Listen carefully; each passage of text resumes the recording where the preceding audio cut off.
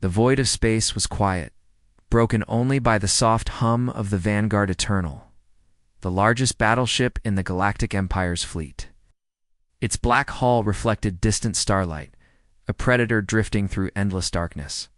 On the command deck, hundreds of officers monitored their glowing consoles, watching the traffic lanes and border sectors with military precision.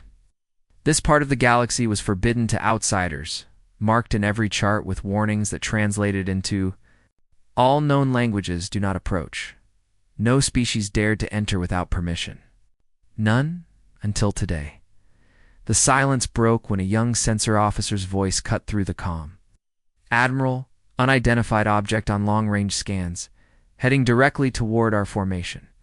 Speed, he stopped, frowned, then recalculated. Speed is impossible. Heads turned. The Vanguard Eternal was at the far edge of Empire-controlled space. No trading ships traveled this route, no smugglers risked these sectors, and no military vessel from another species would be foolish enough to come here. Yet something was coming, and fast.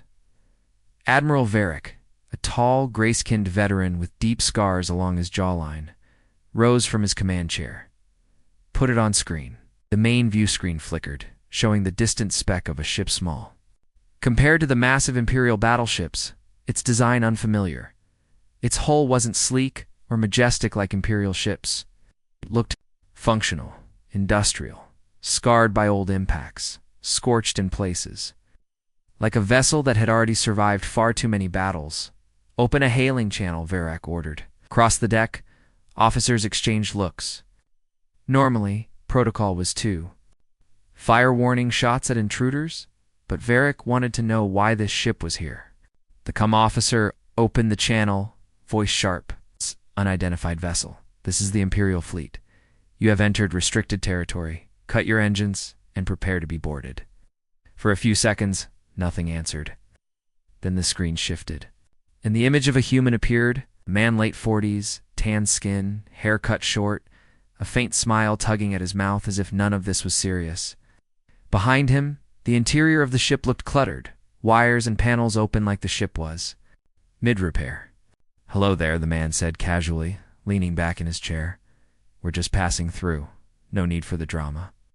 The bridge fell silent, passing through the Imperial fleet. No one spoke to them like that. Admiral Varric narrowed his eyes. "You are trespassing in Imperial space. This is not a trade lane. State your designation and purpose, or we will fire upon you." The man didn't flinch, didn't even look nervous. Instead, he shrugged. "Designation. Horizon's Wake. Purpose. Same as always. Exploring. Looking for a decent cup of coffee. You wouldn't believe how bad the coffee is out here." He smiled again, as if this were a friendly chat instead of a confrontation with one of the most feared militaries in the galaxy. Varric stepped closer to the screen. "Do you realize where you are?" "The Empire does not tolerate," the man interrupted, tone still relaxed. "Relaxed, Admiral. We've seen worse things than you." Those words hung in the air, cold and heavy. The bridge crew shifted uncomfortably. No species had ever spoken to them like that. No one compared the Empire to something worse. Varric's jaw tightened. "You will power down your engines and prepare for inspection." The man tilted his head as if considering it, then said, "Sure, if it makes you feel better." Cut the transmission before Varric could reply. On the bridge, tension spiked. "Admiral, they're slowing, but not powering down fully," the navigation officer reported. "Their weapons systems are offline. But their shields are still active. That was unusual.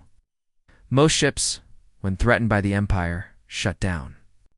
Everything in surrender." The ship's captain wasn't surrendering. He was allowing them to board. Varric gave a sharp gesture. "Send the Iron Talon. Bring the crew here for questioning." Minutes later, a boarding craft approached the human vessel. From the Vanguard Eternal, they watched as the Imperial Marines docked with Horizon's Wake. The human ship didn't resist. The airlock opened, and the Marines stepped inside.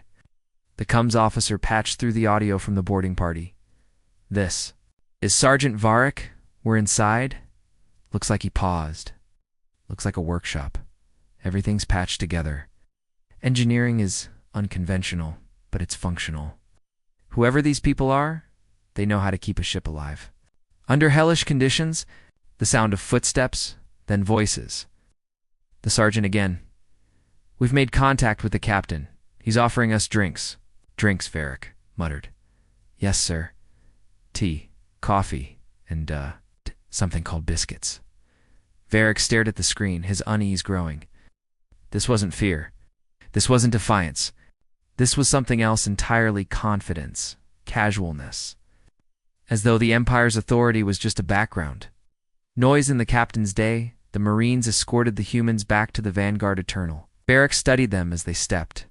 Onto his bridge, 5 of them, dressed in mismatched uniforms, some with old insignias he didn't recognize. They looked weathered, as if they'd spent years in deep space without rest. The captain met Varric's gaze without hesitation. Nice ship you've got here, Admiral. A bit too shiny for my taste, but it'll do. You will answer my questions, Varric said coldly. Who are you? And what is it you think you've seen that is worse than the Empire? The captain's smile faded just slightly, replaced by something harder.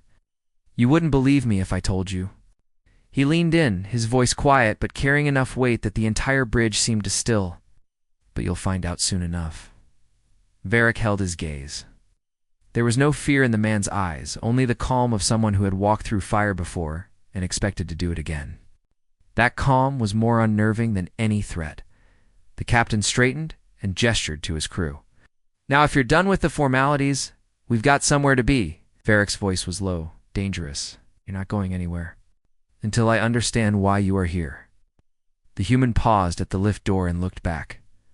Why we're here. Same reason anyone shows up in the middle of nowhere. Something bad's coming. And trust me, Admiral, you're not ready for it. The lift doors closed, leaving Varric with the weight of those words. Round him his officers waited for orders, their unease growing. The Empire had enemies, yes. But nothing had. Ever made a human speak like that?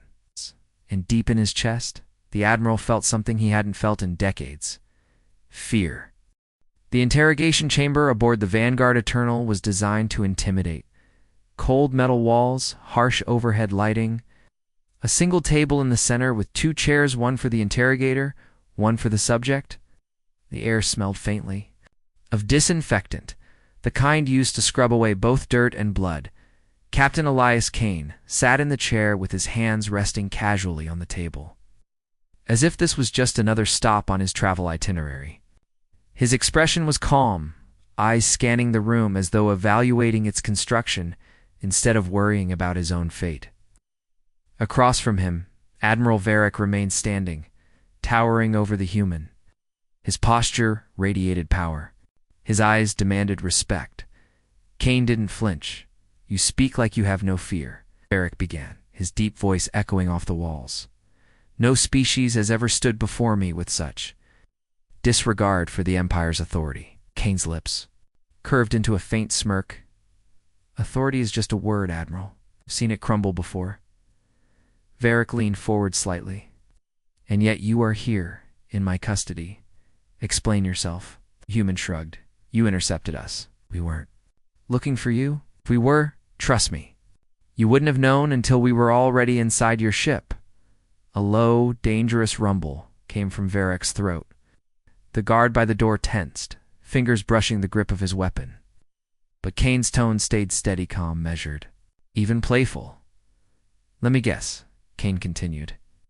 You think the Empire is invincible? Unstoppable? You've got fleets? Armies? Enough firepower to wipe out a planet before breakfast? And you think that means you've seen the worst the galaxy has to offer? He shook his head slowly. You haven't. Varric's jaw tightened. Then enlighten me, human. What could possibly be worse than the Empire? For the first time, Kane's gaze sharpened. The easy humor drained away, replaced by something heavier. Things that don't care about your fleets. Things that don't even notice when you shoot at them. Things that turn entire star systems into silence and leave nothing but dust behind. He leaned forward slightly, his voice dropping to a level that forced Varric to focus on every word. We've seen them. We've survived them. And if you don't start listening instead of posturing, you won't survive them. Varric studied him in silence for several moments, the hum of the ventilation system, the only sound in the room.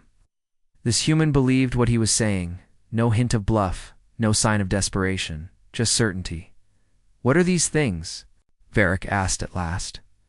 Kane didn't answer immediately. He tapped his fingers on the table in a slow, steady rhythm, as if deciding how much to reveal. "You call this part of space secure, Admiral? But we've been further?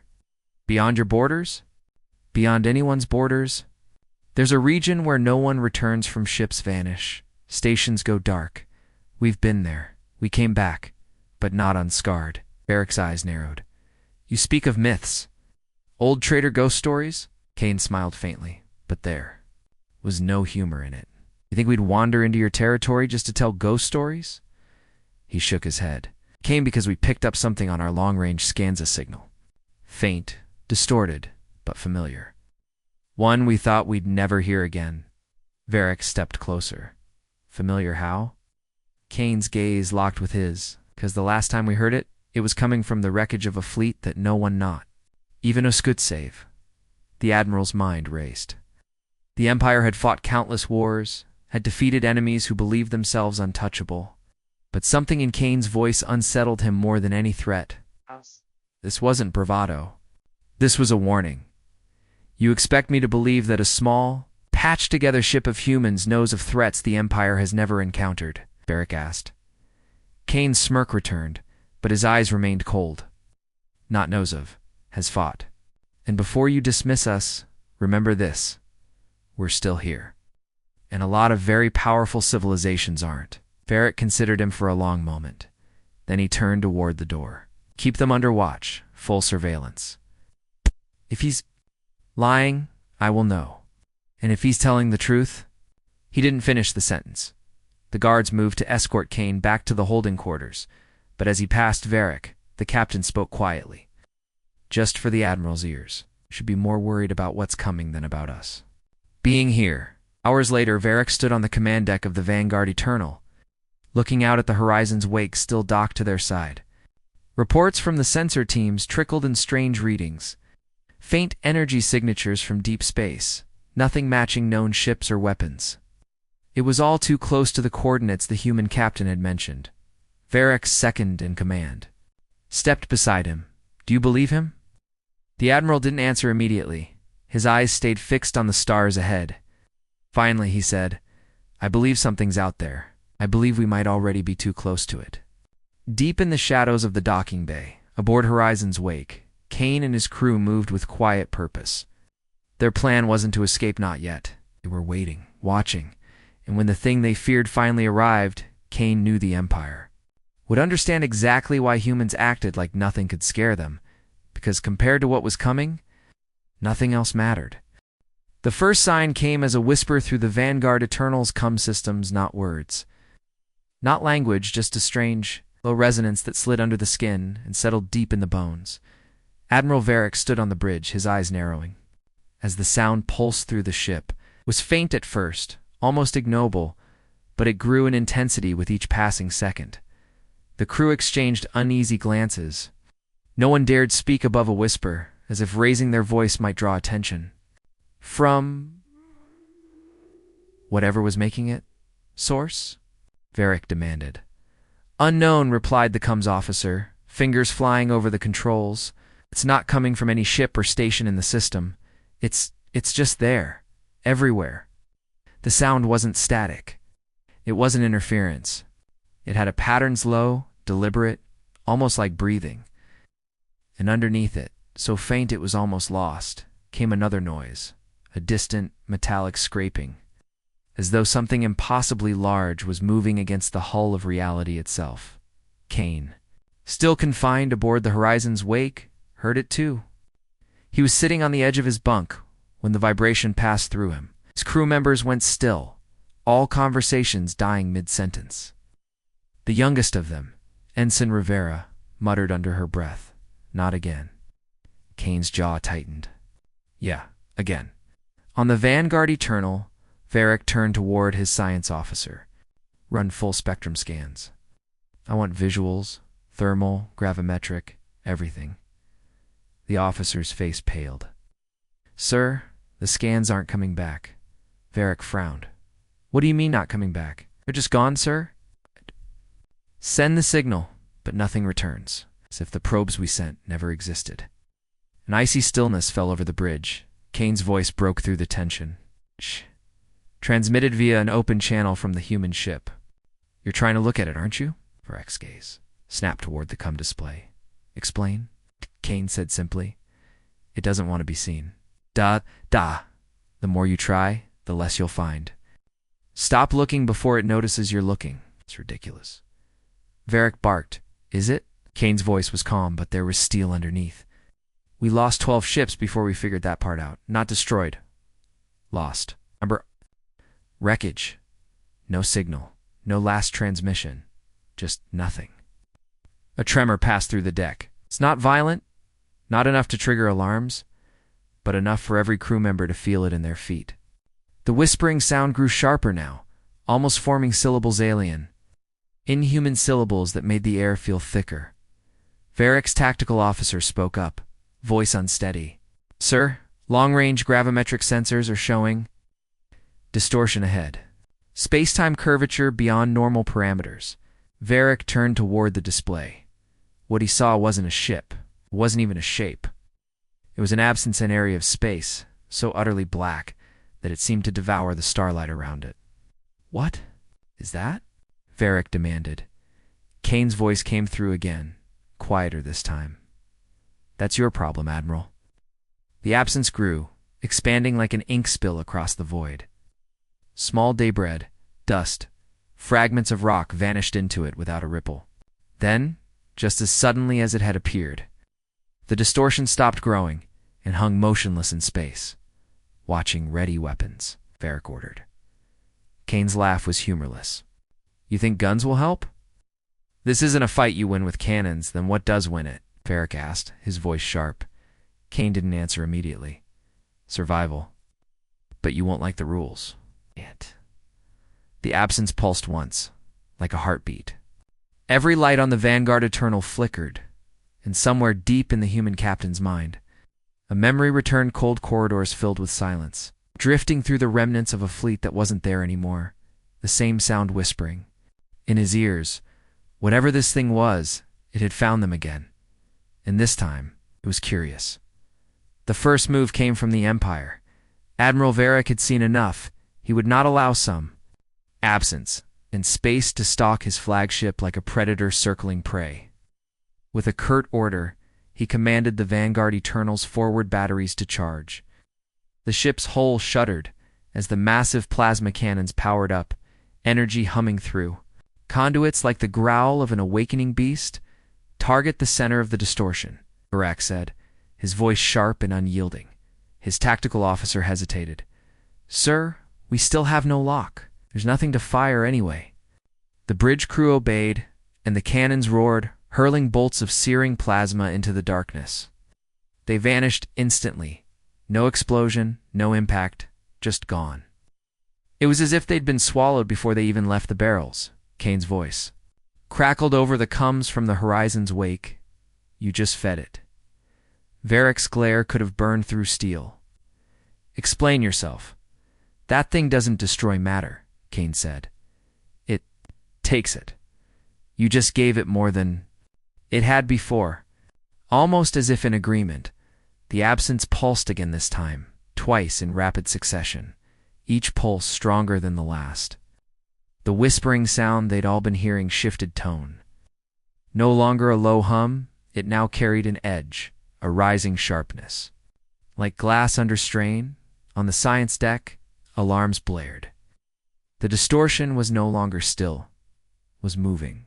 Slowly, impossibly, it drifted toward the Vanguard Eternal. Maintain course, Varric barked. Kane's voice cut in, urgent. No, back off. Slowly, do not run. If you move too fast, it'll think you're prey. If you fight, it'll finish. And you know this how? Varric asked, his voice dripping with disbelief. Because we've seen it before, Kane said. And the last people who didn't listen well, they don't exist anymore. The distortion was now close enough that the stars behind it bent unnaturally, their light twisting and stretching into impossible arcs before vanishing entirely. The ship's gravimetric sensors spiked wildly, then burned out entirely. One of the younger officers on the bridge whispered, "Is it?" looking at us. The whispering sound suddenly stopped. The silence that followed was worse. A single tone rang through the ship, low and deep, resonating in every bulkhead and every bone. Then came the voice, if it could be called that. It wasn't speech in the human or alien sense. It was an impression, a shape in the mind that formed meaning without words. It asked a question, but no one on the bridge understood it except Kane. His breath caught. "Oh no," Varric turned to the screen. "What did it say?" Kane swallowed hard. "It wants to know what we are." Before Varric could respond, every display on the Vanguard Eternal went dark. The only light came from the stars, except there were fewer now. The absence was growing again, and this time it was reaching for them. The first touch wasn't violent. It was worse. There was no jolt, no sudden impact, no alarm-screaming collision. Instead, the Vanguard Eternal simply slipped. One moment the stars outside her viewports shone in familiar constellations. The next half of them were gone, replaced by a yawning black expanse that seemed to move inside the ship as much as outside it. Gravity twisted. Bulkheads bent almost imperceptibly, groaning like tired metal, trying to remember what straight meant. On the horizon's wake, Kane braced himself against a console, his voice steady but sharp over the comms. "Do not try to pull away. You'll only make it faster." Admiral Varric gritted his teeth. "We are being taken." "Yes," Kane said. "But being taken isn't the same as being gone. Not yet." On both ships, crew members felt a sensation like a cold pressure. Behind the eyes, a presence pressing into their minds, sorting through thoughts like fingers rifling through old papers. It wasn't searching for information, it was searching for patterns. Then came the visuals. Outside the ships, what little light still existed seemed to bend into impossible shapes, forming vast structures of shadow and glimmer colossal arches, spiraling towers and sweeping walls, all fading in and out of existence as though they were memories being half forgotten even as they were seen. "Where is this?" Varric's voice was low now, no longer commanding, just wary. Kane didn't look up from his console. "We call it the drift. A place between real and not real. If you're here too long, you forget where you came from, forget who you are." A junior officer on the Empire's bridge panicked. "Hey, we must reverse engines." I slammed to control immediately. Alarms blared as the Vanguard Eternal shuddered, half her port thrusters burning out. Kane muttered under his breath, "And that's why they don't last long." The presence moved closer. Its form was impossible to describe, but the crew felt its focus sharpen. It wasn't hostile yet, it's just curious. That's when Kane did something no one expected. He laughed. The sound made Varric glare at the screen. "Are you insane?" "Maybe," Kane said, grinning faintly. "But this thing, it doesn't understand humor or chaos or unpredictability. You try to fight it with logic, it'll win. Fight it with something messy, something it can't model." He shrugged. "You buy yourself time." Before anyone could stop him, Kane pulled an old audio file from Earth's archives, a recording of static, jazz music, and snippets of human conversation layered in complete nonsense. He patched it directly into the ship's COM output, blasting it into the drift. The presence froze. Not physically, there was no body to freeze, but the pressure in their minds paused. Like an animal cocking its head in confusion, Kane leaned back. "And now, Admiral, we wait. Let it wonder what the hell it's dealing with." Or, for the first time since the encounter began, Varric didn't have a response. Outside, strange structures of the drift rippled, rearranging themselves into new, even stranger shapes, almost as if the presence was trying to copy the nonsense. But while it was distracted, Kane's eyes narrowed, because he knew this was just the first game it would have to play, and the next one would be for their lives. Drift was never still. It shifted like a living ocean, but instead of water, it was made of memory, half-truth, and thought. Shapes rose from the dark colossal arches that crumbled into flocks of glass birds, spires that turned into rivers flowing upward, clouds that became faces before melting back into nothing.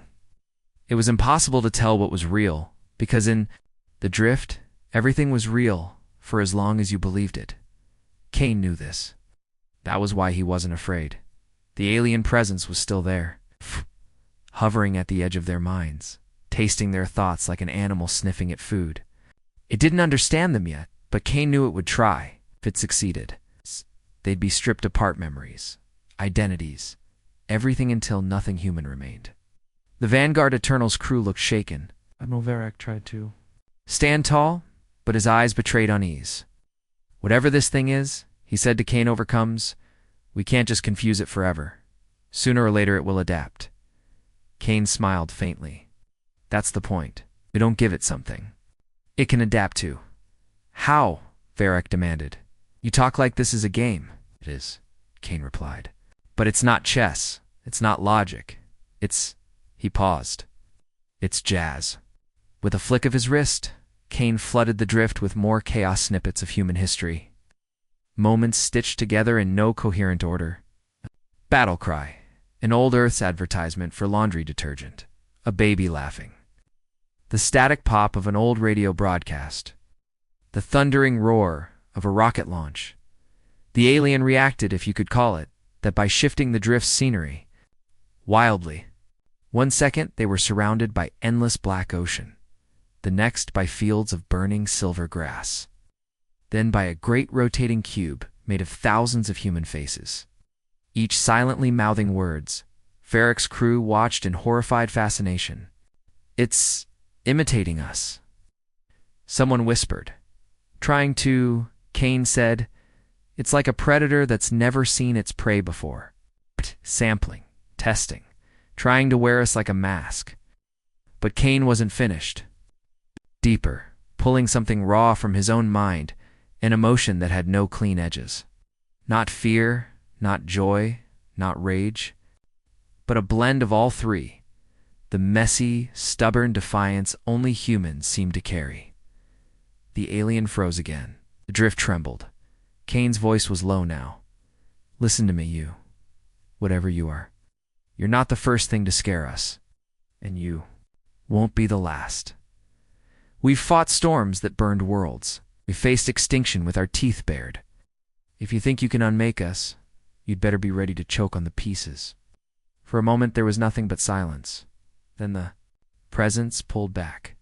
Not far, not gone but distant. Watching, the scenery of the drift began to unravel. Stars returned. Gravity normalized. The Horizon's Wake and Vanguard Eternal found themselves back in real space. Their ships scarred but intact. Kane sat back in his chair, exhausted but grinning. And that, he muttered, is why humans act like they've faced worse. Because we have. Varric didn't respond immediately. But when he finally spoke, there was a strange note in his voice, something between respect and disbelief. You are dangerous. Kane chuckled. You have no idea. Far away, hidden in the folds of space, the alien presence lingered. It had learned something new, that day something no galactic empire had ever understood. Humans couldn't be predicted, and that made them the most dangerous species in the galaxy.